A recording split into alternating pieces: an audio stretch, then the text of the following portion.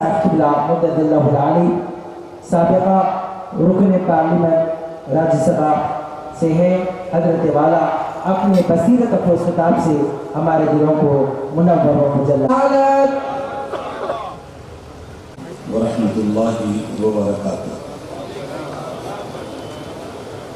بیچ میں سمندر حائل ہے اور اس پار بنگلہ دیش بیٹھا ہے۔ میری گزارش ہے جو لوگ اس پار بیٹھے ہیں، یہ بیچ کی کرسیاں آپ کا استقبال کرنے کے لیے تیار ہیں۔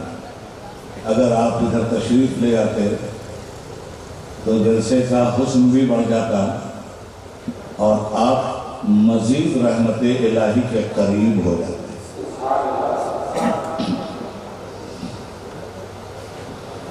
آلہ و صحبہ وبارک وسلم۔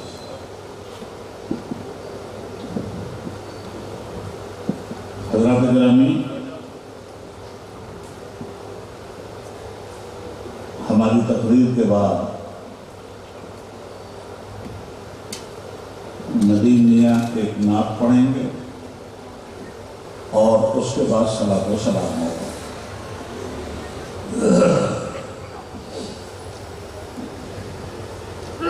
نحمدہ و نصلی علی حبیبہ کریم۔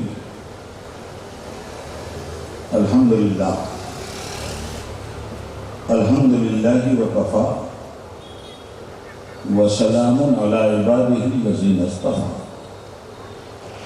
اما بعد، اعوذ باللہ من الشیطان الرجیم، بسم اللہ الرحمن الرحیم۔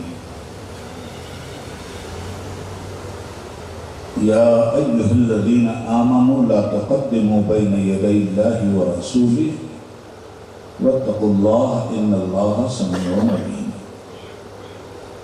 یا ایہا الذین آمنوا لا ترفعوا اصواتکم فوق صوت النبی ولا تجهروا له بالقول كجهر بعضكم لبعض ان تحبط اعمالكم وانتم لا تشعرون۔ ان الذين يغضون اصواتهم عند رسول الله اولئك الذين امتحن الله قلوبهم للتقوى لهم مغفرة واجر عظيم۔ ان الذين ينادونك من وراء الحجرات اكثرهم لا يعقلون ولو انهم استبروا حتى تخرج اليهم لكان خيرا لهم والله غفور رحيم۔ آمنت باللہ صدق اللہ العلی العظیم۔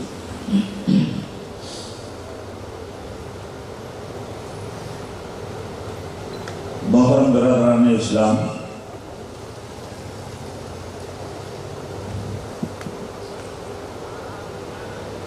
سرپرست اجلاس برادر مکرم و معظم شیخ طریقت جناب سید الحاج علامہ ابو تراب صاحب دامت برکاتہم العالیہ، اسٹیج پر بیٹھے ہوئے عمائدین ملت، علماء اہل سنت، شعراء کرام، ایک بار ہم سب مل کر بآواز بلند درود پاک کا نغمہ الاپیں۔ اللہم صلی علی سیدنا و مولانا محمد مبارک وسلم۔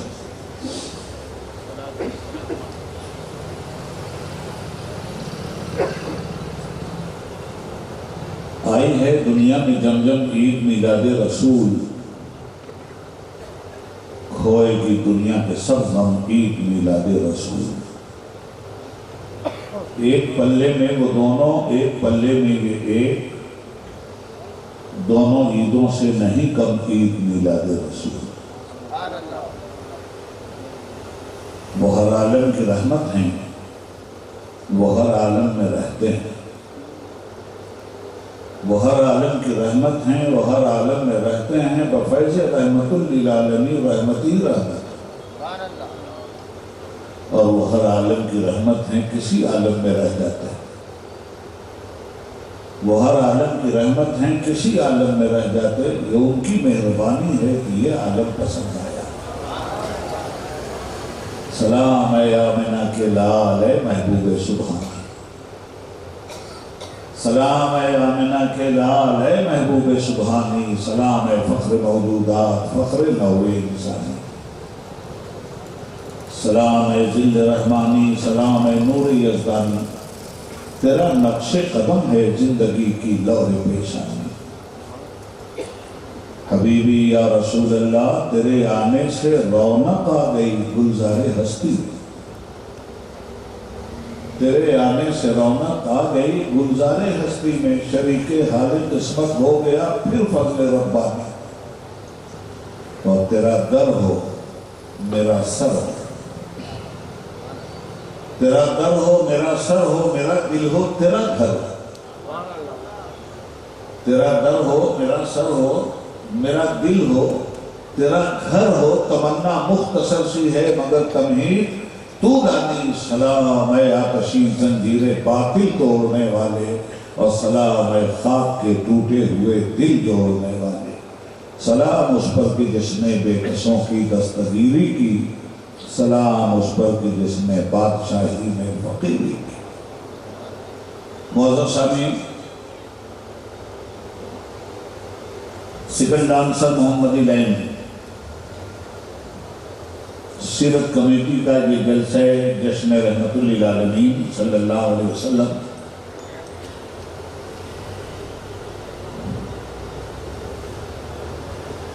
نصف صدی کو پار کرتا ہوا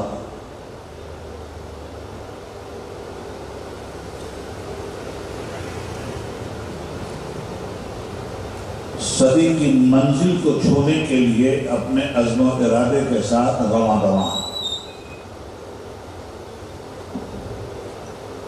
میرے برادر گرامی، مجاہد اہل سنت جناب محمد جہانگیر پہلوان مرحوم و مغفور ہمیشہ مجھے یاد آتے ہیں اس اجلاس کے حوالے سے۔ مرحوم کی پوری زندگی عشق رسول سے سرشار تھی، اور عشق کی دنیا آباد کرنے کے لیے مجھے لے کر وہ اس وقت کے آندھرا پردیش کے گلے کوچوں میں گھوما کرتے تھے۔ میں رب العالمین سے دعا کرتا ہوں کہ اس مبارک جلسے کی رحمتوں کا فیض ان کی تربت پہ ٹوٹ ٹوٹ کر برسے، اور رب العالمین شفیع رحمت صلی اللہ علیہ وسلم کے صدقے میں ان کی مغفرت فرمائے، ابر رحمت ان کی برکت پر گہر باری کرے، حشر تک شان کریمی ناز برداری کرے۔ اب ان کے بعد مجھے بے پناہ مسرت ہوتی ہے کہ ان کے لائق فرزندوں نے اپنے باپ کی اس دینی وراثت کو سراخوں پہ رکھتے ہوئے سرور کونین صلی اللہ علیہ وسلم کی میلاد مبارک کے موقع پر نبی رحمت کے نام کا لنگر اٹھانے کی قسم کھائے ہوئے ہیں، اور ہم سب خوش نصیب ہیں کہ اس اجلاس میں ہمیشہ شریک ہو کر اپنی اپنی بساط کے مطابق اپنے آقا کی بارگاہ میں گلہائے عقیدت پیش کرنے کی سعادتیں حاصل کرتے ہیں۔ آج کی اس بزم میں بہت ممکن ہے کہ کل دوپہر میں کل ہند مجلس تعمیر ملت کا اجلاس ہوا تھا، اور اس میں میرے خطاب کا جو عنوان تھا وہ عنوان تشنا رہ گیا، اور میں نے اپنے سامعین سے وعدہ کیا تھا کہ انشاءاللہ اس تشنا خطاب کو سیکنڈ ڈانسر محمد لائن کے عظیم الشان جلسہ رحمت للعالمین میں مکمل کیا جائے گا، اور یہ کہہ کے اس مجلس سے میں چل دیا تھا کہ یہ قصہ لطیف ابھی ناتمام ہے، جو کچھ بیان ہوا ہے وہ آغاز پاک تھا۔ تو آج اس وقت میں اسی لب و لہجے میں اور اسی عنوان کے تحت تھوڑی دیر کے لیے آپ کی خدمت کروں گا۔ عظمت رسول اکرم کی حیثیت اور عشق رسول کے ثمرات۔ حضرات، دنیا کا ایک قاعدہ ہے کہ دنیا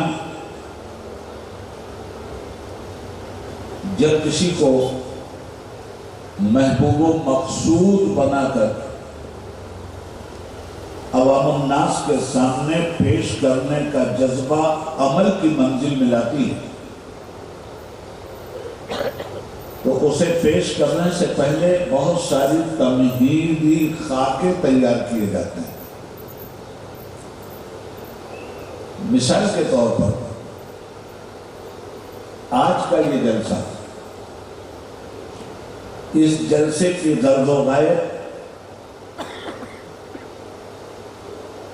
نبی دو جہاں صلی اللہ علیہ وآلہ وسلم کا ذکر جمیل ہے، ان کے میلاد و ظہور اور ان کی بعثت مبارکہ سے دنیا انسانیت کو کیا فائدہ پہنچا، وہ فائدہ اللہ کے بندوں تک پہنچانا مطلوب اور مقصود ہے۔ تو اب اس کے لیے ایک تاریخ کا اعلان ہوا تاکہ لوگوں کو معلوم ہو جائے کہ جس مقصد کے لیے یہ جلسہ ہو رہا اس کی تاریخ متعین ہو چکی۔ 9 ربیع الاول سیکنڈ آنسر محمدی لین کے جلسہ رحمت للعالمین کی تاریخ متعین ہو جانے کے بعد اب ساکنان حیدرآباد کو اس تاریخ کی آمد کا انتظار ہوا۔ خدا خدا کر کے وہ تاریخ آ گئی تو یہ سڑک جو دکانوں کی آماجگاہ تھی، گاڑیوں کے ریل پیل کی سڑک تھی، شور اور ہنگامے کی سڑک تھی، دیکھتے ہی دیکھتے یہ سڑک ادب و احترام کا شامیانہ کھڑا کرتے ہوئے نظر آئی۔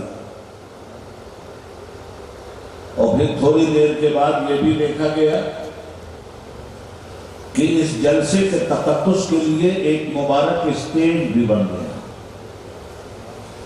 اور ہر طرح سے اسے آراستہ اور پیراستہ کیا گیا۔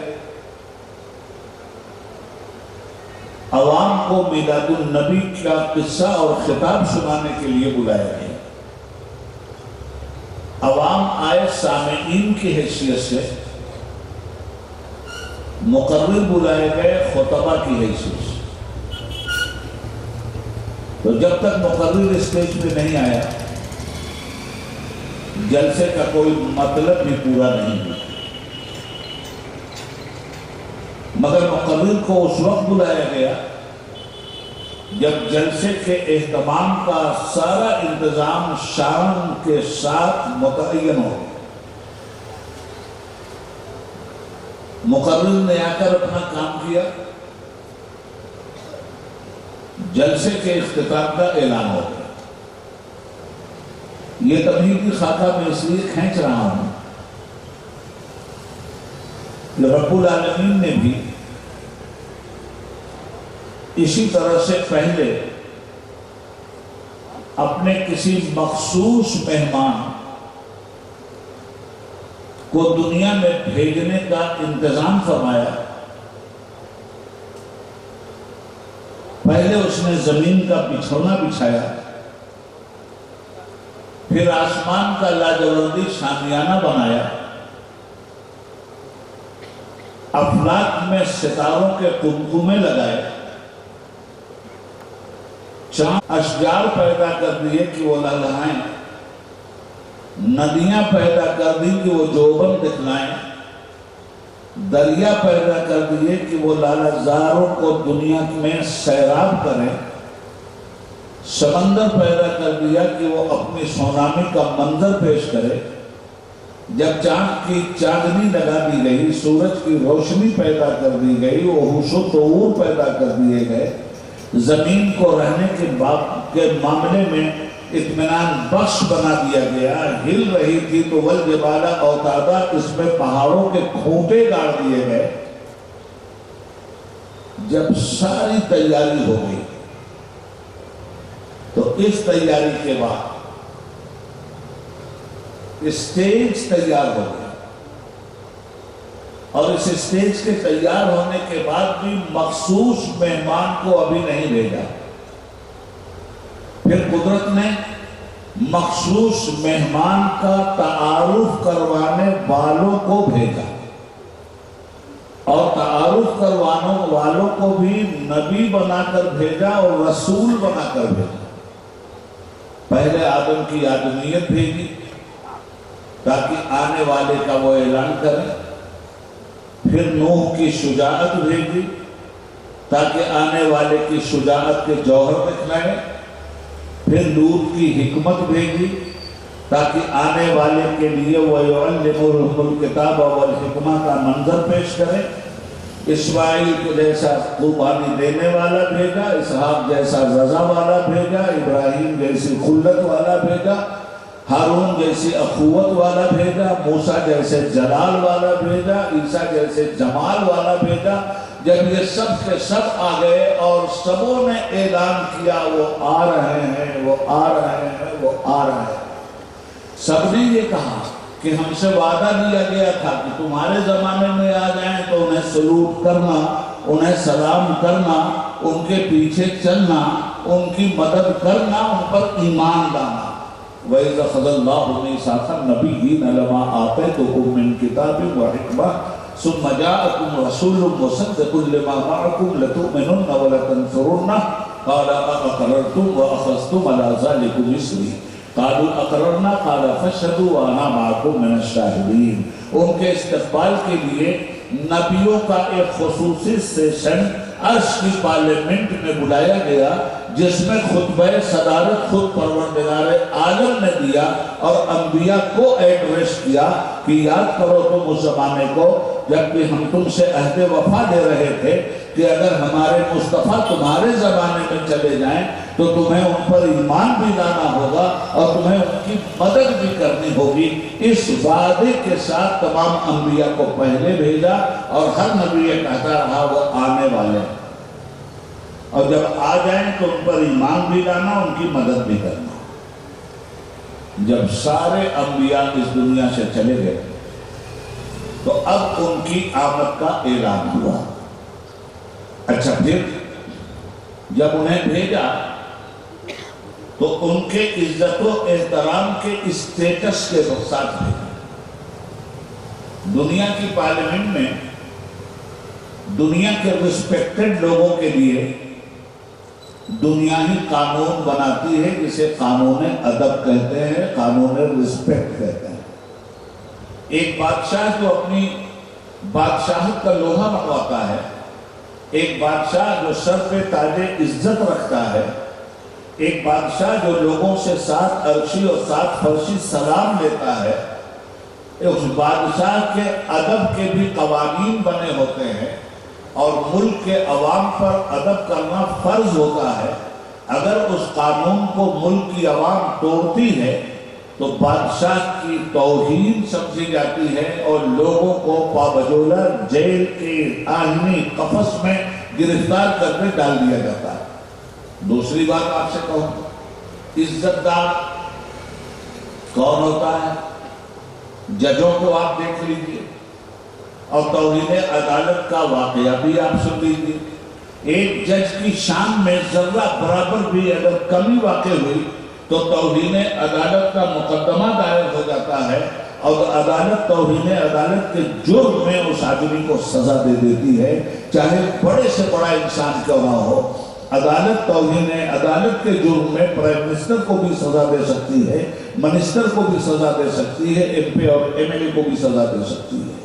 मालूम यह हुआ कि जब किसी के अदब व एहतराम का कानून बना दिया जाए तो अब उसी कानून की रोशनी में उस शख्सियत का रिस्पेक्ट होगा, उसी कानून की रोशनी में वो शख्सियत देखी जाएगी। ये तो दुनिया वालों ने अपने लिए कानून वज़ा किया है इज्जत और एहतराम का, मगर जिनका हम मीलाद मना रहे हैं ना, उनको जब भेजा रब्बुल आलमीन ने तो उनके अदब और उनके एहतराम का कानून अर्श की पार्लियामेंट से बना के भेजा और उसकी दस्तूरी दफात को कुरान की आयत बना दिया और इरशाद फरमाया, या अय्युहल्लज़ीना आमनू ला तुक़द्दिमू बैना यदैल्लाहि व रसूलिही, ऐ ईमान वालो, अल्लाह और उसके रसूल से आगे मत बढ़ो। रसूल नमाज पढ़ें तब नमाज पढ़ो, रसूल पहले कुर्बानी दे ले तब कुर्बानी देना, रसूल पहले रोजा रखें तब रोजा रखें। रसूल ने कुर्बानी नहीं दी और तुमने कुर्बानी दे दी तो कानून अदब बोलता है, ला तुक़द्दिमू बैना यदैल्लाहि व रसूलिही, मत बढ़ना अल्लाह और उसके रसूल से आगे। अभी रसूलुल्लाह ने कुर्बानी अपने जानवर की नहीं दी है और तुमने अपने जानवर की कुर्बानी दिया, यही तुम्हारा अल्लाह और उसके रसूल से आगे बढ़ जाना है, यही वो बेअदबी है। पहली मर्तबा तो माफ कर दिया जाता है इसलिए कि तुम शनासाए अदब नहीं थे, मगर इसके बाद अगर तुमने जानबूझकर ऐसी गलती की तो फिर तुम्हारे जुर्म की वो सजा तुम्हें दी जाएगी जिस सजा का तुम तसव्वुर भी नहीं कर सकते। अगली आए सहाबा किराम नबी करीम सल्लल्लाहु अलैहि वसल्लम की महफिल में बैठे हैं, मैं मुस्तफ़ा का अदब बता रहा हूँ, उनकी अजमत बता रहा हूँ, उनके साथ कैसा इश्क होना चाहिए वो बता रहा हूँ, उनके साथ कैसा गुलामी का इजहार होना चाहिए वो बता रहा हूँ। सहाबा हुजूर के सामने बैठे, बातचीत चल रही, तो जब चार आदमी बैठकर बातचीत करते हैं या मशवरा करते हैं ना, और हर आदमी अपनी अपनी राय देने लगता है, तो हर आदमी कोशिश ये करता है कि मेरी राय सबके ऊपर गालिब रहे और मेरी समझदारी का लोहा सबके सब मान लें। तो बातें करते करते लोग अपनी बात को मनवाने के लिए धीमे लहजे को करस्त लहजे में तब्दील कर देते हैं और जोर जोर से आवाज़ बुलंद बोलते हैं ताकि उनकी बात हर हाल में सुन ली जाए। साहबे किराम भी मशवरे की महफिल में बैठे थे और उन्हीं के बीच आमिना का लाल भी बैठा हुआ था, उन्हीं के बीच महताब नबूवत भी बैठे हुए थे और शमए रिसालत भी जगमगा रही थी। हुजूर बीच में सहाबा के बैठे हैं, मशवरे की महफिल चल रही है, मशवरा लोग दे रहे हैं, तो इतना जोर जोर से लोग बोलने लगे, इतना जोर जोर से लोग बोलने लगे कि अल्लाह को उनका ये बोलना नापसंद हुआ और परवरदिगार ने फौरन अर्श की पार्लियामेंट से मुस्तफ़ा की इज्जत का कानून, मुस्तफ़ा के अदब का कानून, मुस्तफ़ा की अजमत का कानून, मुस्तफ़ा के इश्क का कानून, मुस्तफ़ा के स्टेटस का कानून उतार दिया। या अय्युहल्लज़ीना आमनू ला तरफ़ऊ अस्वातकुम फ़ौक़ सौतिन नबी, ऐ ईमान वालों, हरगिज मेरे नबी की आवाज पर अपनी आवाज को बुलंद मत करना। हुजूर की आवाज पे लोगों की आवाज बुलंद हो रही थी। अब जरा देखिए, परवरदिगार दुनिया अपने लिए अपनी इज्जत का कानून खुद अपनी पार्लियामेंट में बनाती है, मगर मेरे मुस्तफा ने अपनी इज्जत, अपने अदब, अपने एहतराम, अपने स्टेटस का कानून खुद नहीं बनाया था, मुस्तफा के खुदा ने बनाकर कुरान में नाज़िल किया, या अय्युहल्लज़ीना आमनू ला तरफ़ऊ अस्वातकुम फ़ौक़ सौतिन नबी, ऐ ईमान वालों, खबरदार मेरे नबी की आवाज पर अपनी आवाज को बुलंद मत करो। और आगे क्या कहता है कुरान, कैसा अदब सिखलाता है, वला तजहरू लहू बिलक़ौलि कजहरि बाज़िकुम लिबाज़िन, और मेरे रबी के नजदीक रहकर इस तरह बातें मत किया करो बेतकल्लुफी से, जैसे आपस में बेतकल्लुफ होकर बात करते हो। आप देख रहे हैं नबी के एहतराम और स्टेटस को कौन बयान कर रहा है? ये कुरान बयान कर रहा है।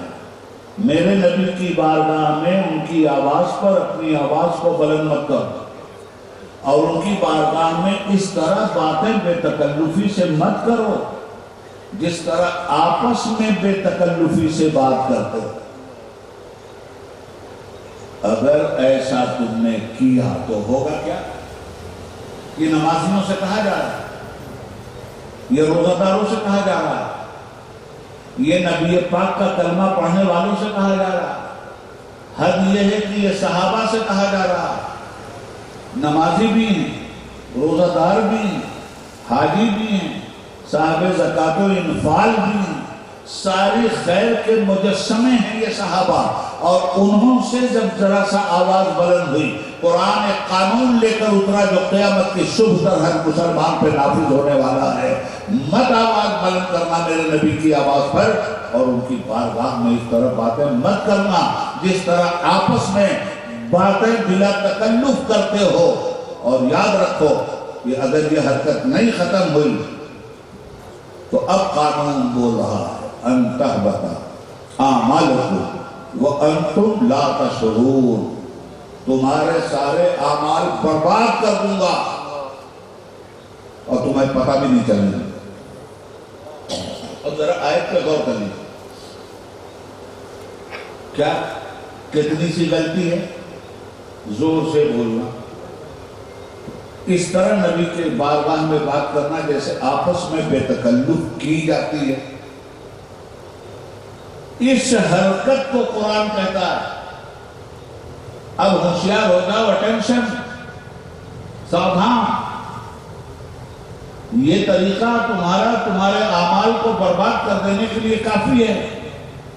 اس لیے آئندہ احتیاط رکھنا، اگر کسی نے اس طریقے کو اپنایا اور میرے نبی کی آواز سے آواز اونچی ہوئی اور میرے نبی کی بارگاہ میں اس طرح آپس میں بات کرنے لگا جس طرح آپس میں بے تکلف ہو کر لوگ بات کرتے ہیں، تو لاکھ نمازی ہو، روزہ دار ہو، ان تحبط اعمالکم وانتم لا تشعرون، نمازیں بھی برباد کر دوں گا، روزے بھی برباد کر دوں گا، اعمال حسنہ بھی برباد کر دوں گا، اور تمہیں شعور بھی نہیں ہونے دوں گا۔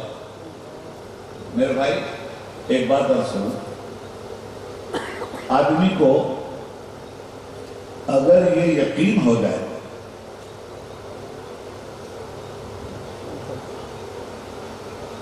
کہ اس کام میں میرا گھاٹا ہے تو کرے گا۔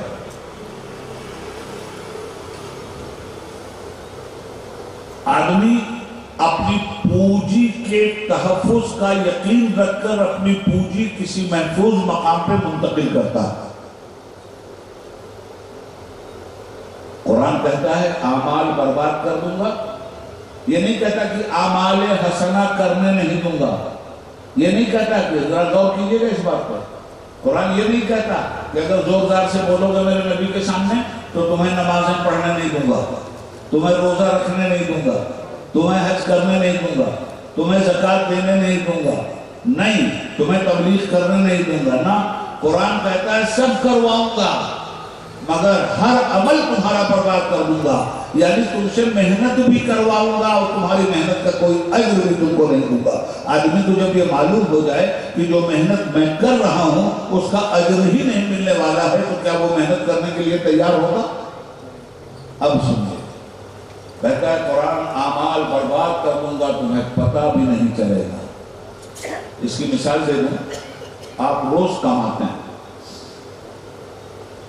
تو اپنی پونجی جب گھر میں لے جاتے ہیں تو اسے کسی محفوظ جگہ پہ رکھتے ہیں۔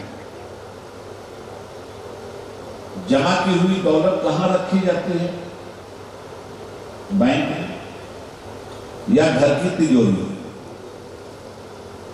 آپ نے گھر کی تجوری میں وہ رقم رکھ دی اور زندگی بھر محنت کرتے رہے کہ میرے ضعیفی میں میرے یہ کام آئے گا، میری بیماری میں میری یہ دولت کام آئے گا، اور آپ کو یقین ہے کہ میں اب تک 10 لاکھ روپیہ اپنی الماری میں محفوظ کر چکا ہوں، باہر سے بہت بڑا لاکر بھی آپ نے لگا دیا ہے، الماری بھی اپنی جگہ موجود ہے، آپ کو کتنا پکا یقین ہے، اور اسی یقین کے ساتھ روزانہ رقم آ رہی ہے، روزانہ آپ اس میں ڈالتے چلے جا رہے ہیں۔ اب جب وقت آیا اس رقم سے فائدہ اٹھانے کا تو آپ نے خوشی خوشی اپنی الماری کھولی اور لاکر کو جب کھول کے تالا الگ رکھا اور الماری میں نظر ڈالی تو آپ کے تو ہوش ہی ہو گئے. آپ نے کہا یا اللہ خیر یہ کیا ہوا, میری تو پوری زندگی کی کمائی اس میں دکھلائی نہیں دے رہی. ہوا کیا, آپ ادھر ڈالتے رہے, پیچھے سے چوہا آپ کی الماری کاٹتا رہا, آپ کے نوٹ ادھر جاتے رہے اور پیچھے سے وہ سرکاتا رہا. جب کھلی تو معلوم یہ ہوا کہ ساری الماری کا مال غارت ہو گیا. یہ ایمان کی تجوری میں یہ نماز کی دولت, حج کی دولت, زکوٰۃ کی دولت, اعمال صالحہ کی دولت جو آپ ڈالتے جا رہے ہیں سب کرتے جائیے. اگر محمد الرسول اللہ کے ادب میں کہیں سے کمی ہوئی تو آپ کی یہ ساری دولت پیچھے سے نکلتی چلی جائے گی, اور جب میدان محشر میں آپ کھڑے ہو کر اپنی دولت کا تالا کھولیں گے تو پتہ چلا کہ آپ کی دولت تو سب منصورہ ہو چکی ہے. وجہ کیا ہے؟ وجہ صرف مصطفیٰ کے ادب سے بیزار ہونا ہے, وجہ صرف رسول اللہ کے اسٹیٹس کے معاملے میں با ادب نہ ہونا. یہ اسٹیٹس رسول پاک کا قرآن کریم نے بیان کیا, اور یہ اسٹیٹس کن لوگوں میں بیان ہوتا ہے؟ مسلمانوں میں. اب چند موٹی موٹی باتیں میں آپ کو بتانا چاہوں گا. یہ بات کس سے کہی گئی ہے؟ مسلمانوں سے. یہ نہ ابو لہب سے کہی گئی ہے, نہ ابو جہل سے کہی گئی ہے, نہ کفاران مکہ سے کہی گئی ہے. یہ مومنین سے بات کہی گئی ہے, یہ مسلمانوں سے بات کہی گئی ہے. اب اس ضمن میں ایک بات اور بتا دوں آپ کو. قرآن کریم میں 3 قسم کے لوگ ہیں جن سے قرآن بات کرتا ہے. ایک ہیں اہل کتاب. اہل کتاب سے مراد کون لوگ ہیں؟ یہود اور نصارہ, عیسائی اور یہودی. ان کے چال کو, ان کے چرتر کو, نبیوں کے ساتھ ان کی بے ایمانی کو سب کچھ قرآن نے بیان کر دیا ہے, کھول کر رکھ دیا ہے. اسی لیے چلاتے ہیں کہ قرآن سے اتنی آیتیں نکال دیں مسلمان, تب مسلمانوں سے ہم دوستی کا حق پڑھائیں گے. ان کا پورا کچا چٹھا قرآن کریم میں کھول کے رکھ دیا ہے. ان کو کہتے ہیں اہل کتاب. توریت کو ماننے کا دعویٰ کرنے والے, انجیل کو ماننے کا دعویٰ کرنے والے, موسیٰ علیہ السلام کو ماننے کا دعویٰ کرنے والے, عیسیٰ علیہ السلام کو ماننے کا دعویٰ کرنے والے. اس قوم سے قرآن نے کہا کہ اپنے نبیوں کی کتابیں پڑھو تو محمد الرسول اللہ پہ ایمان نہیں لا رہے ہو, مگر مسلمان تو ہر اس نبی پہ ایمان لا رہا ہے جو نبی دنیا میں آیا ہے. اپنے نبیوں کی کتابیں پڑھ لو, اپنے نبیوں کی زندگی پڑھ لو, آخرت کا انکار مت کرو, نبی کی رسالت کا انکار مت کرو. مگر انہوں نے نہ صرف یہ کہ انکار کیا بلکہ رسول پاک کو قتل کرنے کی ہر ممکنہ کوشش بھی کی. ان سے الگ نکلیے. اب 2 طرح کے لوگ سامنے آ رہے ہیں. ایک طرح کے لوگ ہیں اہل کتاب, ان سے ان کی تاریخ بیان کر دی گئی, ان پر جو عذاب الہی آیا ہے وہ بیان کر دیا گیا. ان پر ایمان نہیں لائیں گے تو پھر عذاب آئے گا وہ بیان کر دیا گیا. انہوں نے اپنے نبیوں کو کیسے قتل کیا وہ بیان کر دیا گیا. انہوں نے موسیٰ علیہ السلام کے ساتھ کیسے دغا بازی کی وہ بیان کر دیا گیا. انہوں نے عیسیٰ علیہ السلام کو صلیب پہ چڑھا کر مارنے کی کوشش کی وہ بیان کر دیا گیا. یہ سارا بیان قرآن کریم ہے. اب اس کے بعد 2 طبقہ اور ہے جن سے الگ الگ قرآن بات کرتا ہے. ایک طبقہ ہے عام انسان, وہ چاہے مسلمان ہوں یا غیر مسلم. تو قرآن ایک طبقہ وہ ہے جو عام انسانوں کا ہے, ان سے بات کرتا ہے. تو جب عام انسانوں سے بات کرتا ہے تو کیا کہتا ہے؟ یا ایھا الناس. قرآن کیا کہہ رہا ہے؟ یا ایھا الناس, اے لوگو, اے مانوتا, اے پیپلز, اے انسان. تو اس میں مسلم غیر مسلم سب ہے. تو کتنی مرتبہ قرآن نے انسان کو ایڈریس کیا ڈائریکٹ, جیسے کہتا ہے یا ایھا الناس اعبدوا ربکم, اے لوگو اپنے رب کی عبادت کرو. تو جہاں یا ایھا الناس کہتا ہے وہاں عام انسانوں کو ایڈریس کرتا ہے. تو جب عام انسانوں کو ایڈریس کرتا ہے تو ان سے کیا کہتا ہے؟ ان سے کہتا ہے آخرت میں ایمان لاؤ، ان سے کہتا ہے قیامت کا یقین رکھو، ان سے کہتا ہے نبی تو خدا کے لا شریک لہو ہونے کا اعلان کر رہے تھے، نبی تو دنیا کو توحید کی دعوت دے رہے تھے، تو دنیا نے توحید کی دعوت میں نبی کا اکرام کیا کرنا تھا، نبی کی عزت کیا کرنا تھا، بجائے عزت کرنے کے اس کو جرم جانا دنیا نے، اور نبی کو پتھر مارا دنیا نے، نبی کو مجنون کہا دنیا نے، نبی کو شاعر کہا دنیا نے، نبی کو پاگل کہا دنیا نے، معاذ اللہ رب العالمین۔ مکہ کی سرزمین پر ادب و احترام کی اسٹیٹس والی آیت نہیں اتری۔ ہاں جب لوگ مسلمان ہو گئے اور مدینے کی دھرتی پر ایک اسلامک اسٹیٹ کا قیام ہو گیا، اب اس کے بعد ان مسلمانوں کو سمجھایا جا رہا ہے، دیکھو وہ تو کافر تھے، وہ نبی کا احترام کیا جانے، مگر تم مسلمان ہو تو 89 بار تم سے مخاطب ہو کے قرآن کہتا ہے نبی کے احترام سے کبھی روگردانی مت کرنا۔ نبی ہی نام ہے ایمان کا، نبی ہی نام ہے اسلام کا، ایمان بالرسالت کا نام ہے ایمان لانا، نبی پہ ایمان لانے کا مطلب ہے ایمان لانا، صرف خدا پہ ایمان لانے کا مطلب ایمان لانا نہیں ہے۔ ساری دنیا خدا کو کسی نہ کسی طرح سے مان رہی ہے، مگر خدا کا ماننا عملاً اسی وقت واجب الاتباع ہوگا جب محمد الرسول اللہ کی رسالت پر انسان ایمان لے آئے۔ تو اب وہاں قرآن ہمیں اسٹیٹس نبی کا دکھاتا ہے۔ قرآن کہتا ہے انتہبط اعمالکم وانتم لا تشعرون، تمہارے سارے اعمال برباد کر دوں گا اگر میرے مصطفیٰ کی بارگاہ میں ذرہ برابر بے ادبی ہوئی۔ اس کے بعد حالت کیا ہوئی مومنین کی؟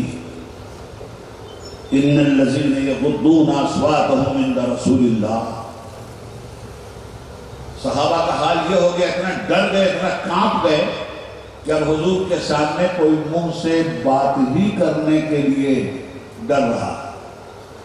جن لوگوں کی آواز مائک کی طرح ٹناٹن تھی نا، ان لوگوں کو تو سب سے زیادہ پریشانی ہو گئی کہ حضور کی محفل میں بیٹھیں گے تو بولیں گے تو آواز تو بائی نیچر ٹناٹن ہے اور آواز ایسی ہی اونچی نکلے گی، اب تو ہماری بربادی میں کوئی شک نہیں ہے۔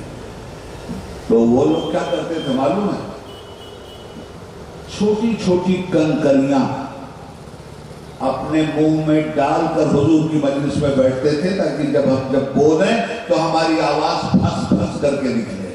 ایک صحابی انہوں نے تو جا کر کے ستون سے اپنے آپ کو باندھ دیا اور انہوں نے کہا میں تو جہنمی ہو گیا، میں تو جہنمی ہو گیا، میں تو جہنمی ہو گیا، نہ کھانا نہ پینا، اس لیے ان کی آواز بہت تیز۔ سرکار دو عالم صلی اللہ علیہ وسلم کو معلوم ہوا کہ یہ آ نہیں رہے ہیں، تو حضور نے پوچھا میں فلاں کو نہیں دیکھ رہا، کہا یا رسول اللہ وہ تو رو رہے ہیں اور ایک کھمبے میں اپنے کو باندھ دیا ہے کہ میری آواز زور زور سے نکل رہی تھی، یہ انتہبط اعمالکم وانتم لا تشعرون میرے ہی لیے اتری ہے، میں تو جہنمی ہو گیا۔ میرے سرکار نے مسکرا کے فرمایا جاؤ ان کو لے آؤ اور کہہ دو کہ تم جہنمی نہیں ہو، آؤ۔ یہ تو لاشعور میں غلطی ہوئی ہے، شعور کے ساتھ غلطی کو غلطی کہتے ہیں، لاشعور کی غلطی کو غلطی نہیں کہتے۔ مگر جب اپنی غلطی کی معافی مانگی جائے اللہ سے تو اللہ سے یہ کہا جانا چاہیے یا اللہ جو شعور میں غلطیاں ہوئی ہیں ان سے بھی۔ ہمارے دوست میاں کا مکان ہے، یہ گھر میں ہے، کسی کو ضرورت ہوئی تو آ کے وہ کہتا ہے ہیں کہ نہیں؟ ہاں صاحب ہیں، صاحب ہم ان سے ملنے آئے ہیں، تو سامنے والا کہتا ہے اچھا رکیے جب وہ نکلے تو آپ مل لیجیے گا۔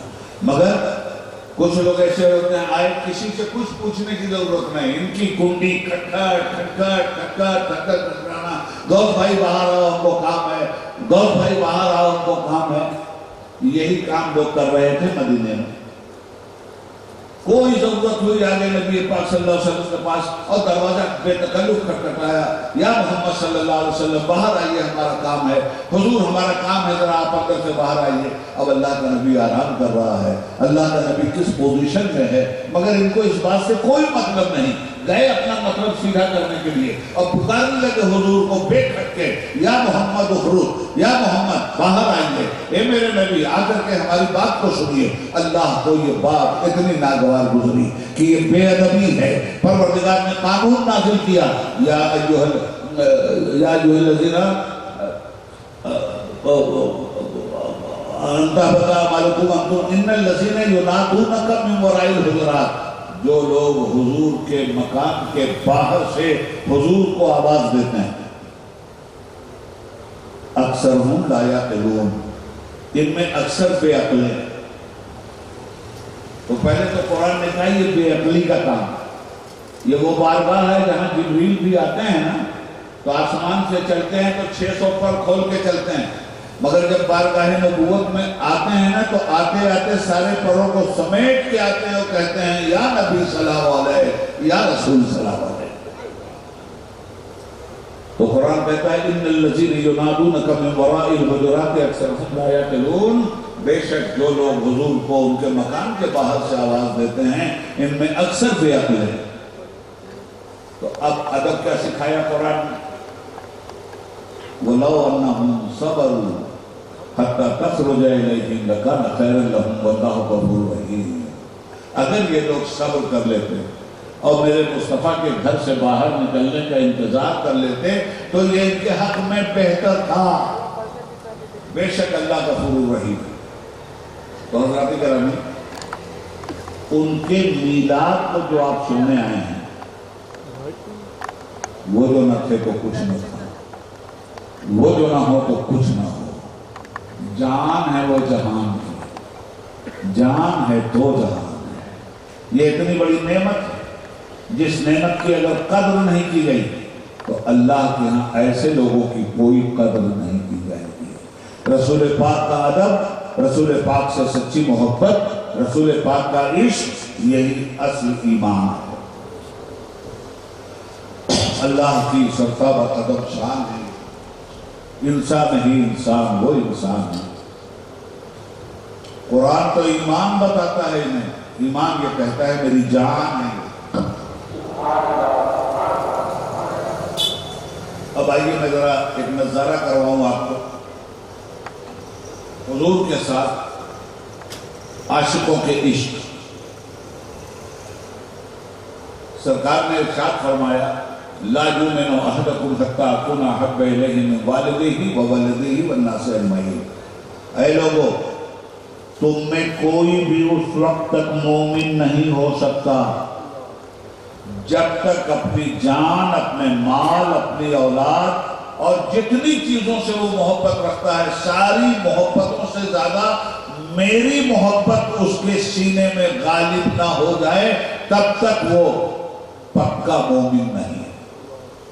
تو اب معیار آپ نے دیکھ لیا، ماں سے زیادہ ان کی محبت، باپ سے زیادہ ان کی محبت، اولاد سے زیادہ ان کی محبت، اور محبت کرنے کے 3 طریقے۔ محبوب سے محبت کی جائے، محبوب کے محبوب سے محبت کی جائے، اور محبوب کے دشمن کا کھلا ہوا رد کر دیا۔ یہ محبت حضرت عمر کی دیکھی۔ حضرت عمر سے پہلے حضور نے پوچھا کہ عمر تم کو سب سے زیادہ کس سے محبت ہے؟ تو کہنے لگے یا رسول اللہ اپنی جان سے۔ پوچھا اس کے بعد، کہا پھر آپ سے۔ سچے آدمی تھے، سچی بات کہتے، جو دل میں تھا وہ زبان پہ آ گیا۔ اللہ کے حبیب نے سینے سے لگایا اور چھوڑ دیا۔ پوچھا عمر اب بتاؤ تمہیں سب سے زیادہ کس سے محبت ہے؟ حضور اپنی اولاد سے اور آپ سے، سینے سے لگایا، چھوڑ دیا۔ کہا عمر بتاؤ اب تم کو سب سے زیادہ کس سے محبت ہے؟ کہا یا رسول اللہ من بھی تیرا، تن بھی تیرا، دھن بھی تیرا۔ مصطفیٰ خدا کی قسم سب سے زیادہ محبت مجھے آپ سے ہے، اس کے بعد کسی سے ہے۔ حضور نے سینے سے لگا کے فرمایا عمر اب ایمان مکمل ہوا ہے۔ اب اس حدیث کی روشنی میں ہم لوگ اپنے ایمان کو تول لیں کہ ہم کہاں کریں۔ حضرت عمر کی محبت کا پھر عالم کیا تھا؟ ان کی محبت کا عالم یہ تھا حضور سے کہ میدان بدر میں 14 مسلمان شہید ہوئے، 313 مسلمانوں میں 14 مسلمان نبی کے نام پہ قربان ہو گئے۔ اور یہ کہہ کے قربان ہوئے تھے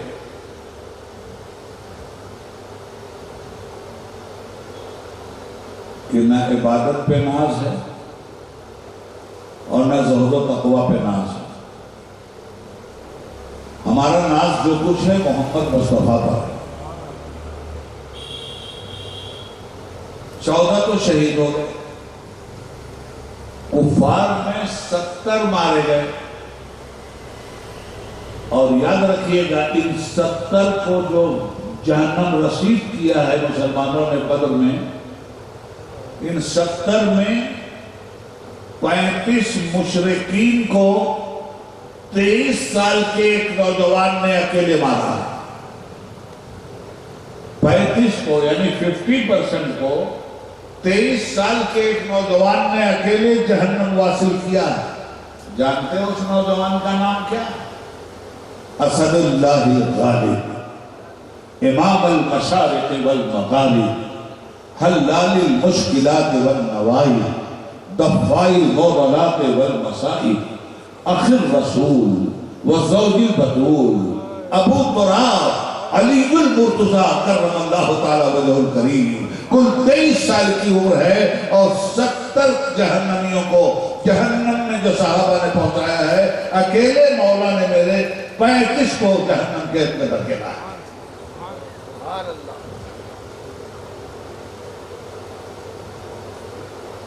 حضرات اب 70 تو مارے گئے اور 70 کو گرفتار کر کے مدینہ لائے۔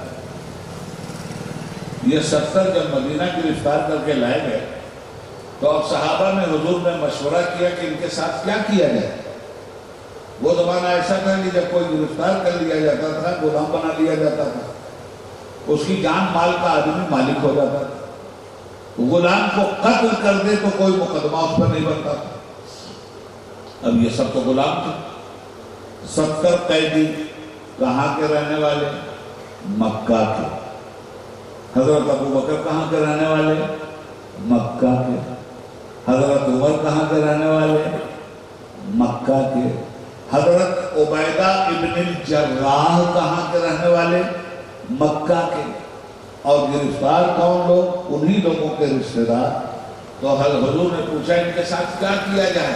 ذرا دیکھو مصطفیٰ کی محبت کیا ہے صحابہ کے دل میں، ذرا دیکھو رسول اللہ کے ساتھ عشق کی کیسی وابستگی ہے صحابہ کی۔ حضور نے پوچھا کیا کیا جائے ان کے ساتھ؟ تو حضرت عمر کھڑے ہو گئے، کہا یا رسول اللہ یہ کتنے باندھ کے آئے ہیں مشرک، ان میں کوئی ہمارا چاچا ہے، کوئی ہمارا ماما ہے، کوئی ہمارا بھانجا ہے، کوئی کسی کا باپ ہے، کوئی کسی کا بھائی ہے۔ یا رسول اللہ جو جس مسلمان کا سب سے زیادہ قریبی رشتہ دار ہو وہ اسی مسلمان کے حوالے کر دیا جائے کہ اس قریبی رشتہ دار کی گردن محمد مصطفیٰ کے عشق میں وہ بات۔ یعنی اگر سگا باپ گرفتار ہوا ہے تو بیٹے کے ہاتھ میں حضور تلوار دے دیجیے۔ حضرات کیا اس طرح ہوگا حضور سے؟ حضرت عمر نے جب یہ کہا حضور نے سن لیا مشورہ۔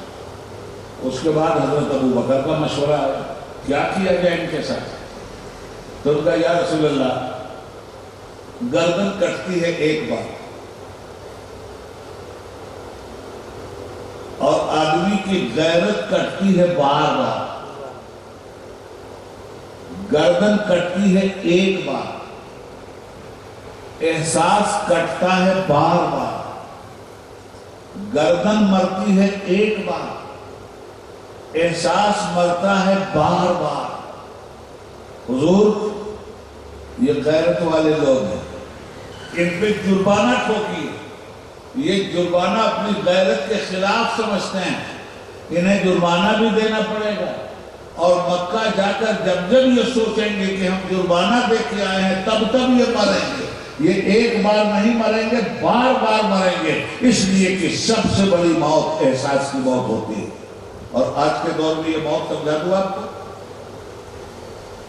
مسٹر ایڈز وانی نام بھول گئے، جانتے ہو لال کرشن ایڈز وانی، یہ پورے ہندوستان میں جو نفرت پھیلی ہے اس ایک خبیث کی وجہ سے پھیلی، اسی کی خباثت کے پیٹ سے سارے خبیث پیدا ہوئے۔ یہ جو نفرت کا بارود پورے ہندوستان میں بھر دیا ہے، اکیلا آدمی ذمہ دار ہے جس کا نام لال کرشن اڈوانی ہے۔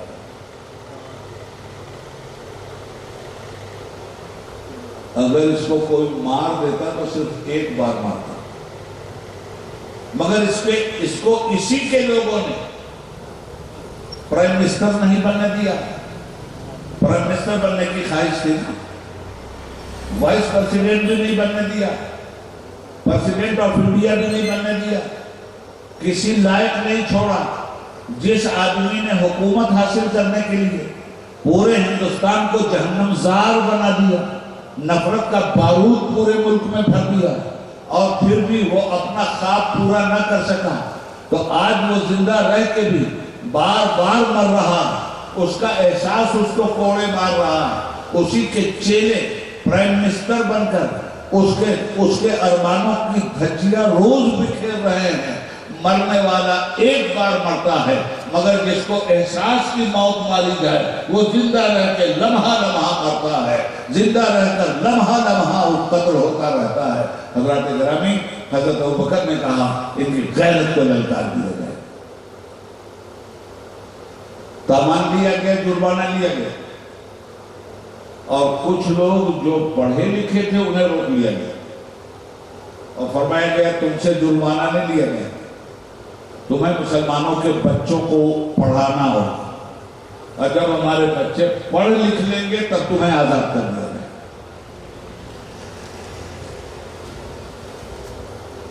عشق رسول کا تقاضا کیا ہے؟ ایک دن تھا نا وہ جس دن حضرت عمر تلوار لے کے گئے تھے، حضور کو قتل کرنے گئے تھے نا، جب بارگاہ رسالت میں پہنچے تب کیا ہوا؟ نقشہ بدل گیا کہ نہیں؟ عمر سوئے نبی گئے، نظر سوئے عمر گئی، عمر سوئے نبی گئے، نظر سوئے عمر گئی، ارے وہ نگاہ مصطفیٰ کتنا کام کر گئی۔ اب جب حضور کے عاشق ہوئے ہیں عمر، تب عمر کا کیا حال؟ سنیے عشق محمدی کا اسٹیٹس کیا ہے، اور صحابہ نے اپنے مصطفیٰ سے کس طرح عشق کیا ہے، اور اپنے نبی کے عشق میں اپنی تن من دھن کو کس طرح قربان کیا ہے۔ حضرت عمر رضی اللہ تعالیٰ عنہ کا واقعہ ہے، مدینے میں ایک یہودی اور ایک مسلمان کا بڑا مشہور واقعہ ہے۔ مسلمانوں، کھیت میں پانی لے جانے پہ جھگڑا ہوا۔ میں بہت آسان زبان میں آپ سے بات کر رہا ہوں تاکہ میری بات آپ کے سر کے اوپر سے نہ جائے۔ کھیت میں پانی لے جانے کے لیے جھگڑا ہوا، مسلمان کہتا تھا پانی میں پہلے لے جاؤں گا، یہودی کہتا تھا میں لے جاؤں گا۔ یہودی کا کھیت پہلے پڑتا تھا، مسلمان کا کھیت بعد میں پڑتا تھا۔ اب یہ مسلمان کی زیادتی تھی نا، مسلمان کہتا تھا میں لے جاؤں گا۔ کیوں اکڑ رہا تھا یہ مسلمان؟ آج کیوں اکڑ رہے ہیں لوگ؟ اس لیے کہ گنڈوں، لفنگوں، لچوں کی حکومت آ گئی ہے، تو جتنے لچے ہیں، جتنے لفنگے ہیں، جتنی چاہیں لفنگی کر لیں، جتنی چاہیں گنڈائی کر لیں، جتنی چاہیں بدماشی کر لیں، وہ جانتے ہیں کہ ہم پر مقدمہ نہیں چلے گا، اس لیے کہ ہم گنڈوں ہی کی حکومت میں ہیں۔ تو ہو رہا ہے کہ نہیں ہو رہا ہے؟ تو کل مسلمانوں کی حکومت تھی، اب میاں بھائی کی بھی چرکی کھڑی ہو گئی، کہیں گے یہودی تو یہودی ہے، بے ایمان ہے، کافر ہے، تو اس کو اب پہلے پانی نہیں لے جانے دیں۔ اب جب کمزور آدمی ہوتا ہے نا تو کہتا ہے چلو بھائی تم اپنے ہی بڑے کے پاس چل کے فیصلہ کرواؤ، ہوتا ہے کہ نہیں ہوتا؟ تو اب یہودی تو بیچارہ کمزور تھا، اسے کہا اچھا بھائی جھگڑا مت کرو، چلو تم اپنے پیغمبر کے پاس، اور حضرت محمد صلی اللہ علیہ وسلم جو فیصلہ کر دیں گے وہ میں مان لوں گا۔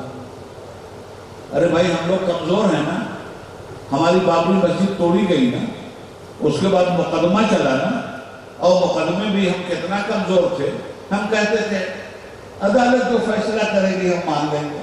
کیوں کہہ رہے تھے یہ عدالت کے فیصلے دوسرے نے تو نہیں تسلیم کیے, قدم قدم پر عدالت کے فیصلے کو چیلنج دوسرے کر رہے ہیں. کیوں؟ اس لیے کہ وہ اکثریت میں ہے, پاور میں ہیں, اور ہم بے ایمانی کے فیصلے کو کیوں قبول کر رہے ہیں؟ اس لیے کہ بے ایمانوں سے لڑنے کا ہمارے پاس حوصلہ نہیں. تو یہ ہر دور میں ہوا. اب وہ یہودی بیچارہ مجبور, اس نے کہا تم اپنے پیغمبر کے پاس چلو, وہ جو فیصلہ کرتے ہیں ہم مان لیں گے.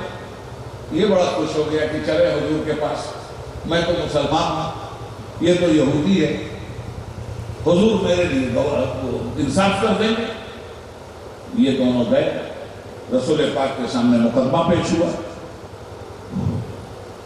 حضور نے فرمایا کہ یہودی کا کھیت پہلے تیرا بعد میں, تو کیوں لے جائے گا پہلے پانی؟ یہودی کا پہلا حق. یہ پیغمبر حق کا فیصلہ تھا. فیصلے دینے والوں سن لو, تم چہرے دیکھ کے فیصلے دیتے ہو, نبی فیصلہ کا چہرہ دیکھ کے فیصلہ دیتا. حضور نے فرمایا یہودی کے حق میں ڈگری ہے. نکلے باہر, یہ مسلمان پھیل گئے. اس نے کہا میں تو نہیں فیصلہ مانتا. یہ کلمہ پڑھنے والا, لا الہ الا اللہ محمد رسول اللہ کہنے والا, نبی پاک کے پیچھے نماز پڑھنے والا, باہر نکلا کہتا ہے میں نبی کے فیصلے کو نہیں مانتا. اب یہودی پھر پریشان, تو بھیا آپ کس کا مانے گا؟ کہا میں تو حضرت عمر کا فیصلہ مانوں گا. چلو حضرت عمر کے پاس. اب یہاں کیا تھا اس کے ذہن میں؟ اشداء علی الکفار, یہ کافروں پہ بہت سخت ہے. تو حضرت عمر کے یہاں جب جاؤں گا, میں مسلمان, یہ یہودی, وہ میرا پکش لے لیں گے, میری حمایت کر لیں گے, اس کا حق سلب کر لیں گے, میری ڈگری ہو جائے گی. یہ حضرت عمر کے پاس پہنچا. حضرت عمر باہر ہے, پوچھا کیا بات ہے؟ تو یہودی نے کہا کہ صاحب ہمارے کھیتوں کا فیصلہ کر دیجیے. مسلمان نے کہا حضور یہ یہودی ہے, میں مسلمان. کہا اچھا تم لوگ یہ بتاؤ کہ فیصلہ رسول پاک کریں گے کہ میں کروں گا؟ فیصل تو ان کو اللہ نے بنایا, وہ ہمارے بیچ موجود ہیں, ہمارے حاکم ہیں. چلو نبی پاک کے پاس. تو یہودی نے کہا صاحب ہم گئے تھے, یہ مسلمان حضور کا فیصلہ نہیں مان رہا. سنیے حضرت عمر کا عشق. تو حضرت عمر نے کہا کہ دنیا پہلے ہائی کورٹ جاتی ہے, ہائی کورٹ میں مقدمہ فیصل نہیں ہوا تو سپریم کورٹ جاتی ہے. یہ کمبخت مسلمان سپریم کورٹ کے فیصلے کے بعد ہائی کورٹ آیا اور مجھ سے فیصلہ کروانا چاہتا ہے. تو اس مسلمان سے ایک مرتبہ پھر پوچھا انہوں نے, تم میرا فیصلہ چاہتے ہو؟ کہا حضور نے فیصلہ کر دیا تھا نا. کہا تو کہا تم حضور کا فیصلہ نہیں مانتے ہو, میرا مانو گے نا؟ کہا میں آپ کا مانوں گا. کہا ٹھہرو ابھی کرتا ہوں. گئے اندر گھر میں, لے کے آئے تلوار. یہودی وہیں کھڑا تھا. اب مسلمان کے سر پہ جو ماری ہے تلوار, وہیں اس کی گردن باہر کر دیا. یہودی سے کہا جا پانی بھر اپنا, یہ عمر کا فیصلہ لینے آیا تھا, کر دیا عمر کا فیصلہ. جو میرے رسول اللہ کا فیصلہ نہیں مانتا, عمر اسے مسلمان بھی نہیں مانتا. صاحب فیصلہ تو ہو گیا. اب سنیے, صحابہ میں کوہرام مچ گیا اور پورے مدینے میں ایک شور اٹھا کہ عمر نے مسلمان کو قتل کر دیا. آیت کیا بولتی ہے قرآن کی؟ وَمَن يَقْتُلْ مُؤْمِنًا مُتَعَمِّدًا فَجَزَاؤُهُ جَهَنَّمُ, جس نے جان بوجھ کر ایک مومن کو قتل کر دیا اس کا ٹھکانہ جہنم میں ہے. تو پورا مدینہ حضرت عمر سے ناراض, مسلمان کو قتل کیا, مسلمان کو قتل کیا. سرکار کی بارگاہ میں طلب کیے گئے. کہا عمر تم نے مسلمان کو قتل کر دیا؟ کہا نہیں یا رسول اللہ. वफादार रसूल को मैं क्यों कत्ल करने लगा? उसको तो मैं सराखों पे रखता हूं, मैंने गद्दार रसूल को कत्ल किया है। तो पूछा कि तुम्हारे पास कोई दलील भी है उसको कत्ल करने की? कहा हुजूर उसने आपका फैसला नहीं माना। कहा मेरा फैसला नहीं माना तो तुमको वही इलाही का तो इंतजार करना चाहिए, मुझसे तो पूछना चाहिए, कत्ल करने से पहले मुझसे तो पूछ लेना चाहिए। अरे हजरत जिब्रील उतरे और उतरने के बाद कहा या रसूल अल्लाह, अल्लाह कहता है मेरे हबीब आपसे ये बाद में पूछेगा, मैं इसके फैसले को पर अपना फैसला पहले सुनाता हूँ। वला वरब्बिका ला युमिनूना हत्ता युहक्किमुका फीमा शजरा बैनहुम सुम्मा ला यजिदू फी अनफुसिहिम हरजन मिम्मा क़दैत व युसल्लिमू तस्लीमा। मेरे हबीब तेरे रब की कसम, अगर लोग अपना मुकदमा तेरी बारगाह में लेकर आए और तू उनके मुकदमे का फैसला कर दे और तेरे फैसला करने के बाद भी उनके दिल में अगर खोट पैदा हो जाए तो वो मुसलमान नहीं है मेरे नबी। हजरत उमर की ताईद में कुरान, इश्क़ नबूवत में इन शख्सियतों ने क्या क्या नहीं किया। हुजूर से प्यार, हजरत अबू बकर का मामला यह था कि जब हुजूर की बारगाह में बैठते थे तो सिर्फ हुजूर के जमाल जहां आरा को तकते रहते थे। सरकार दो आलम सल्लल्लाहु अलैहि वसल्लम ने एक मरतबा फरमाया मुझे तुम्हारी दुनिया से 3 चीजें बहुत पसंद हैं। पूछा गया या रसूलल्लाह क्या? तो फरमाया एक चीज तो है खुशबू, दूसरी चीज है नेक औरत, और तीसरी चीज क्या थी मौलाना? 3 चीजें फरमाई तुम्हारी दुनिया से, हाँ नमाज मेरी आंखों की ठंडक है। ये 3 चीजें मुझे तुम्हारी दुनिया से पसंद है, खुशबू, नेक औरत और नमाज मेरी आंखों की ठंडक। ये 3 चीजें हमारे मुस्तफा को पसंद हैं। अब हमको भी खुशबू से प्यार करना चाहिए, नेक बीवी लाना चाहिए और नेक बीवी से जिंदगी भर प्यार करना चाहिए, और नमाजें कभी तर्क नहीं करनी चाहिए। मुस्तफा से ज्यादा हमसे मोहब्बत किसने किया है? तो हमसे ज्यादा हम भी ये ताबित करें कि हम आका आपके अलावा किसी से भी इतनी मोहब्बत नहीं करते जितनी मोहब्बत आपसे करते हैं। हुजूर ने क्या नहीं हमारे लिए किया है, पत्थर खाया है हमारे लिए, गज़वा उहद में आए हैं हमारे लिए, दंदाने मुबारक टूटे हैं हमारी हिफाजत के लिए, मैदान बद्र में उतरे हैं हमारी हिफाजत के लिए, ऊंट की ओझड़ी नमाज के अंदर उनके ऊपर डाली जा रही है, मगर हमें ईमान और इस्लाम देने के लिए हिजरत फरमाई है हमारी हिफाजत के लिए। जिस नबी ने लम्हा लम्हा हमारे वजूद को ठंडक दिया है, अगर हमारा नबी अपनी आंखों की ठंडक से चाहता हो और पता चल जाए कि हमारे नबी की आंखों की ठंडक किस चीज से है, वो चीज हम अपने नबी के सामने पेश करेंगे या नहीं करेंगे। हुजूर फरमाते हैं कुर्रतु ऐनी फिस्सलाह, नमाज मेरी आंखों की ठंडक है। इसलिए है मुसलमानों, जिस नबी ने तुम्हारे वजूद को लम्हा लम्हा ठंडक पहुंचाया है, मीलादुर रसूल, ये देख रहे हैं कि हुजूर के महबूबों से कैसे मोहब्बत की।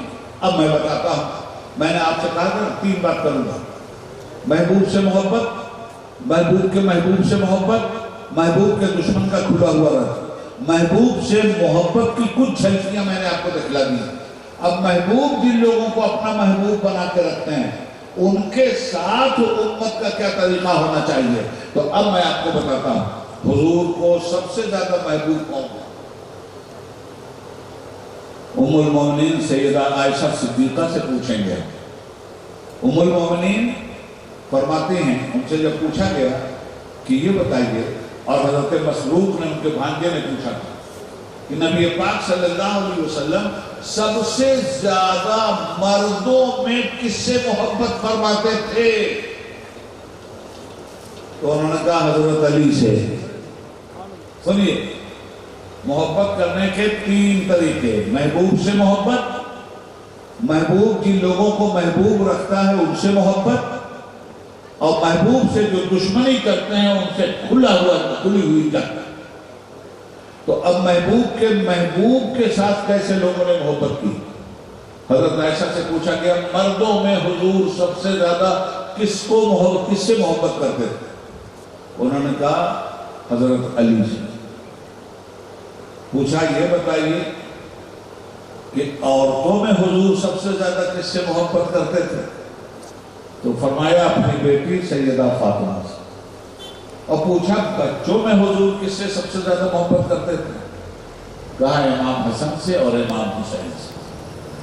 اب یہ محبت تو صحابہ نے دیکھی تھی نا، اب اس محبت کا میں ذرا اندازہ بتاؤں آپ کو۔ ایک مرتبہ خود سیدہ عائشہ صدیقہ کا بیان فرماتی ہیں کہ میرے بابا حضرت ابو بکر صدیق رضی اللہ تعالیٰ عنہ میرے گھر میں بیٹھے تھے اور حضرت علی بھی آئے۔ اب میں نے دیکھا اپنے باپ کو کہ میری طرف کوئی توجہ ہی نہیں، حضرت علی کے چہرے پہ نظر گاڑے ہوئے اور حضرت ابو بکر کی آنکھ حضرت علی کے چہرے سے ہٹنے ہی کے لیے تیار نہیں ہے۔ تو میں نے کہا بابا مجھ سے نہیں رہ گئے۔ میں نے کہا بابا یہ کیا بات ہے کہ آپ علی کے چہرے کو دیکھنے میں اتنا مست ہو چکے ہیں کہ اپنے وجود کو بھول کے بے خودی کا شکار ہو گئے ہیں؟ علی کا چہرہ ایک سیکنڈ کے لیے نظر نہیں ہٹ رہی۔ تو فرمایا بیٹی کیسے علی کے چہرے سے نظر ہٹے گی؟ میرے آقا نے فرمایا تھا کہ جو قرآن کو دیکھے اس کا بھی ثواب عبادت ہے، قرآن کا دیکھنا بھی عبادت ہے، خانہ کعبہ کا دیکھنا بھی عبادت ہے، اور علی کا چہرہ دیکھنا بھی عبادت ہے۔ محبوب کے محبوب سے محبت کرو تو اس طرح محبت کر رہے ہیں۔ اب آئیے سرکار دو عالم صلی اللہ علیہ وسلم، تھکے تو نہیں نا آپ؟ 5 منٹ دے دوں آؤ۔ سرکار دو عالم صلی اللہ علیہ وآلہ وسلم حج کر کے واپس آ رہے ہیں، جس کو حجۃ الوداع کہتے ہیں، رخصتی کا حج۔ اس کے بعد سرکار حج کے لیے نہیں گئے، انتقال فرما گئے۔ حج کر کے واپس آ رہے ہیں، 1.25 لاکھ صحابہ اس وقت حج میں موجود ہیں، اور جب وہاں سے چلے راستے میں ایک مقام آیا جس مقام کا نام تھا غدیر۔ 2 منٹ ہو، اس مقام کا نام تھا غدیر، اور وہاں کنواں تھا خم، نام ہے غدیر خم۔ وہاں جب سب پہنچے تو سرکار نے فرمایا پڑاؤ ڈالا، اور پڑاؤ ڈالنے کے بعد فرمایا کہ جو لوگ آگے چلے گئے ہیں انہیں بلاؤ پیچھے، اور جو پیچھے رہ گئے ہیں انہیں بلاؤ میرے پاس۔ تو اب تو کچھ پیچھے تھے اور کچھ آگے چلے گئے۔ روایتوں میں آتا ہے کہ جب دونوں طرف کے لوگ آئے تو تقریباً 40,000 لوگ ایک جگہ اکٹھا ہوئے، بھئی اور تو سب پھیل گئے۔ اس کے بعد حضور نے اسٹیج لگایا، اور اسٹیج لگانے کے بعد حضور اسٹیج پہ کھڑے ہوئے اور صحابہ کو خطاب فرمایا، کہا میرے صحابہ کیا تمہاری جانوں سے زیادہ میرا حق تم پر نہیں ہے؟ صحابہ نے کہا یا رسول اللہ بے شک ہماری جانوں سے زیادہ آپ کا حق ہمارے اوپر ہے، اس لیے کہ قرآن میں تو کہتا ہے النبی اولیٰ بالمؤمنین من انفسہم، نبی تمہاری جانوں سے زیادہ عزیز ہے۔ تو حضور نے فرمایا کیا میں تمہاری جانوں سے زیادہ عزیز نہیں ہوں، اور کیا میرا تمہاری جانوں پہ حق نہیں ہے؟ کہا بالکل یا رسول اللہ۔ تو اس کے بعد حضرت علی کو نیچے سے بلایا، کہا علی ممبر پہ آؤ، اور جب ممبر پہ آئے تو حضور نے حضرت علی کا ہاتھ پکڑا اور دونوں ہاتھ اس طرح سے پکڑ کے کھڑا کیا حضرت علی کو، ایک ہاتھ حضور کے ہاتھ میں حضرت علی کا، ایک ہاتھ حضرت علی کا حضور کے ہاتھ میں، ایک ہاتھ حضور کا حضرت علی کے ہاتھ میں۔ یہ دونوں ہاتھ جب اکٹھا ہوئے تو سرکار نے کہا علی ہاتھ اوپر اٹھاؤ۔ اب یہ سارا نظارہ دنیا دیکھ رہی، جب ہاتھ اوپر اٹھا تو حضور نے فرمایا مسلمانوں سنو، من कुंतो मौला हो फहाजा अली मौला, मैं जिसका मौला अली उसका मौला। फैसला कर दिया रसूलुल्लाह ने, मैं जिसका वाली अली उसका वाली, मैं जिसका सरपरस्त वली उसका सरपरस्त। मन कुंतो मौला हो फअली मौला, मैं जिसका मौला अली उसका मौला। जो ही ये ऐलान हुआ, अली महबूब रसूल खुदा थे, जो ही ये ऐलान हुआ तड़प के हजरत उमर नीचे से भागे और आके हजरत अली को पकड़ के कहा, और सबसे पहले मुबारकबाद हजरत उमर ने हजरत अली को दिया, अली आज से तो आप हमारे भी मौला हो गए। ये चंद मिसालें। अब आइए, बच्चों में सबसे ज्यादा किससे मोहब्बत करते थे? हसनैन से। तो सहाबा का हाल ये था कि हसनैन मदीने में जब चलते थे, बच्चे थे, हुजूर को देखा था कि हुजूर कंधे पे उठा के चलते थे दोनों बच्चों को, तो सहाबा भी इन दोनों बच्चों को अपने कंधे पे उठा लिया करते थे। तो लोग पूछते थे, साहब आप क्यों उठा के चल रहे हैं? कहा हम तो अपने आका को इसी तरह से देखे थे, इसी तरह से उठा के चल रहे हैं। कुफ्फार से, रसूल के दुश्मनों से जंग की उन्होंने, और रसूल के चहेतों को अपना चहेता माना उन्होंने, और उन पर फिदा हुए वो लोग, उनके साथ खड़े हुए वो लोग। आखिरी बात करके बात खत्म करता हूँ। इमाम हसन, इमाम हुसैन और हजरत अब्दुल्लाह इब्न उमर, हजरत उमर के बेटे। हजरत उमर की खिलाफत का जमाना, अमीरुल मोमिनीन ने हुकूमत उनकी, दबदबा और जलाल आप जानते हैं हजरत उमर। ये बच्चे खेल रहे, इमाम हसन, इमाम हुसैन और हजरत उमर के बेटे। तो खलीफा का बेटा है ना, खेलते खेलते बच्चे हैं, बच्चों का क्या होगा? तो खलीफा के बेटे ने इमाम हुसैन पे धौंस जमाने के लिए कहा, हुसैन बड़ी बड़ी बातें मत करना, तुम्हें मालूम नहीं मैं अमीरुल मोमिनीन का बेटा हूं, मैं खलीफा का बेटा हूं, खलीफतुल मुस्लिमीन का। तो हजरत हुसैन ने कहा, मालूम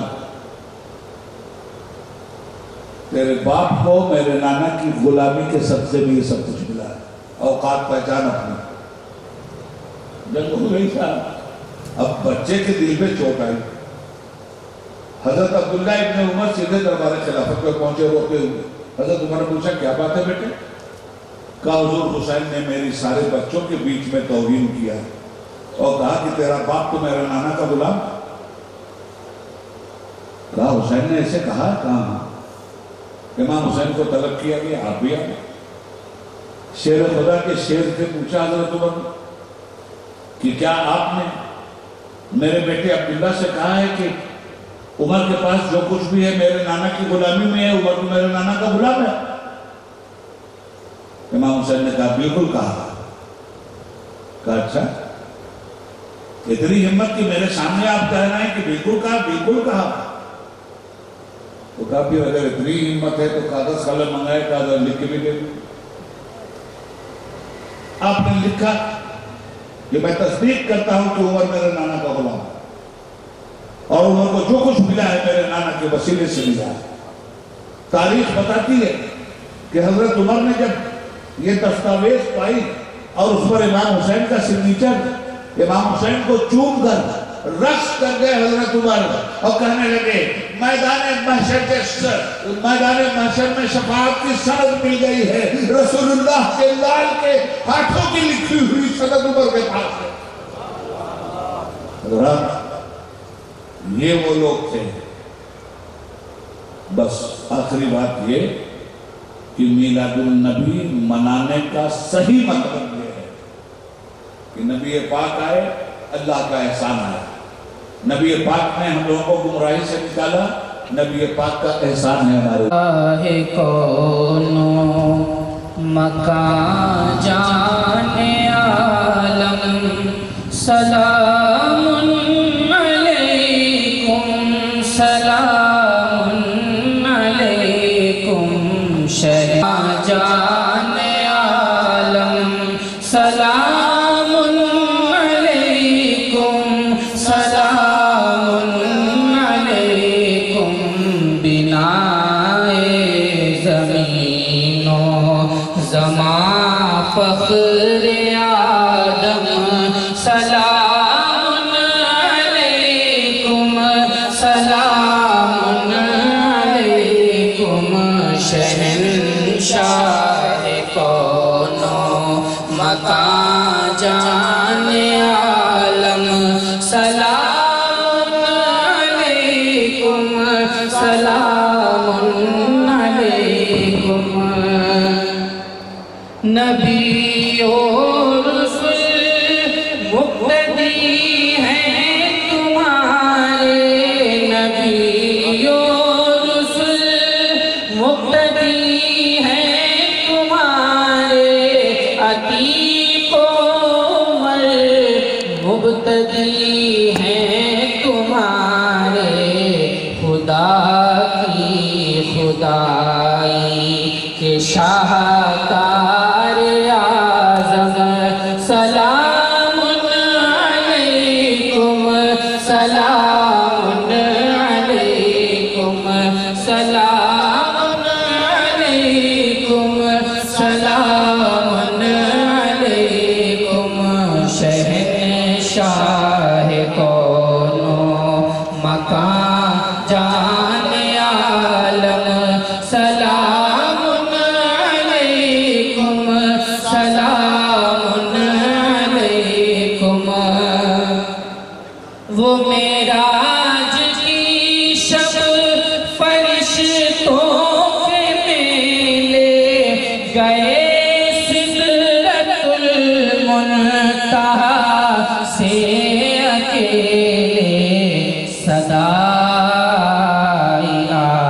میرے محبوب اعظم سلام علیکم سلام علیکم شہنشاہ کون و مکان جان عالم سلام علیکم وہ سدرا پہ اوجے اولا کی گھڑی تھی فاوحا الی عبدہ کی جھڑی تھی وہ انوار ربی برستے تھے پہ ہم سلام علیکم سلام علیکم شہنشاہ کون و مکان جان عالم سلام علیکم سلام علیکم خطابت میں زور بیاں وہ عطا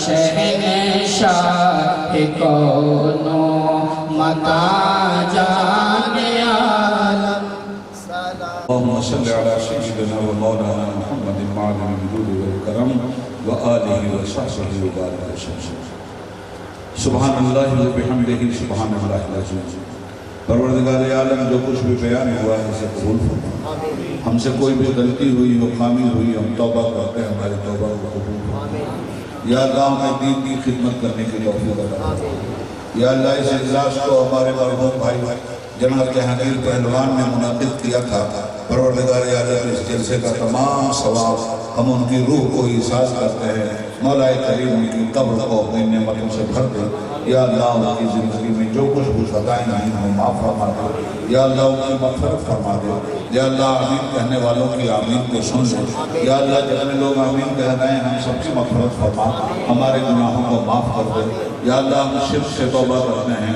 کفر سے توبہ کرتے ہیں بدعت و خرافات سے توبہ کرتے ہیں برائی و بے حیائی سے توبہ کرتے ہیں گناہ صغیرہ و گناہ کبیرہ سے توبہ کرتے ہیں اے اللہ ہم تیری بارگاہ میں جھکنے کے لیے تجھ سے توفیق مانگتے ہیں یا اللہ ہم طلب ہدایت کرتے ہیں یا اللہ ہم لوگوں کو ہدایت عطا فرما یا اللہ تمام مسلمانان عالم بالخصوص مسلمانان ہند کی عزت و جان و مال و آبرو کی حفاظت فرما یا اللہ ظالموں کو غارت فرما یا اللہ ظالموں کے ظلم سے اس ملک کو نجات عطا فرما یا اللہ میلاد النبی کی برکتوں سے ہم تمام لوگوں کو مالا مال فرما تجھے فضل کرتے نہیں لگتی بار نہ مایوس ہو سو سے امیدوار ان اللہ و ملائکتہ یصلون علی النبی یا ایھا الذین آمنوا صلوا علیہ وسلموا تسلیما اللهم صل علی سیدنا و مولانا محمد معدن الجود والکرم وآلہ وصحبہ وبارک وسلم سبحان ربک رب العزۃ عما یصفون وسلام علی المرسلین والحمد للہ رب العالمین السلام علیکم ورحمۃ اللہ وبرکاتہ.